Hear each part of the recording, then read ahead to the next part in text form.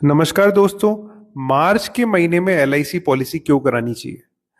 आज के इस वीडियो में मैं आपको ऐसे 5 फायदे बताऊंगा जो आपको मार्च के महीने में एलआईसी पॉलिसी कराने पर मिलेंगे। तो शुरू करते हैं एक एक फायदे से।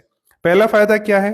पहला फायदा यह है कि अगर आप इनकम टैक्स की ओल्ड रिजीम में आते हैं तो वहां पे आपको टैक्स का डिडक्शन मिलता है, एटीसी का।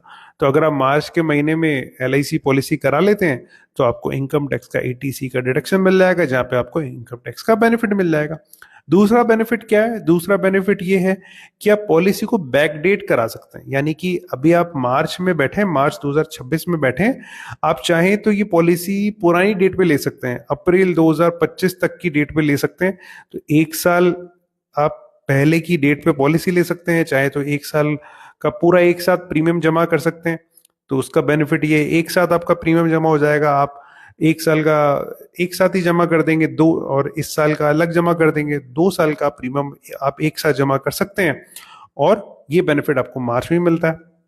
तीसरा बेनिफिट क्या है? तीसरा बेनिफिट ये है कि वही बैकडेटिंग की वजह से आप अगर एक साल पहले जाके आप पॉलिसी लेंगे तो उस समय आपकी एज भी कम होगी, एक साल कम आपकी एज हो जाएगी, और एक साल अगर एज कम होगी तो आपको प्रीमियम भी कम आपको देना पड़ेगा। तो आपका हमेशा वो कम प्रीमियम भी लगेगा जितने समय तक आपकी पॉलिसी चलेगी।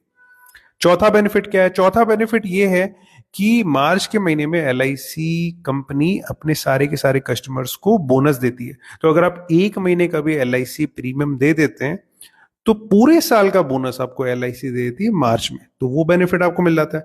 पांचवा बेनिफिट क्या है?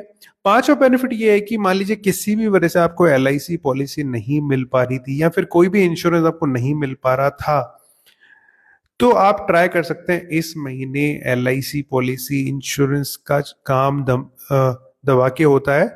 तो आप ट्राई कर सकते हैं, आपको पॉलिसी मिलने के बहुत ज्यादा चांसेस हैं, और आपका काम हो जाएगा। तो ये थे वो 5 फायदे मार्च में एलआईसी पॉलिसी लेने के। धन्यवाद।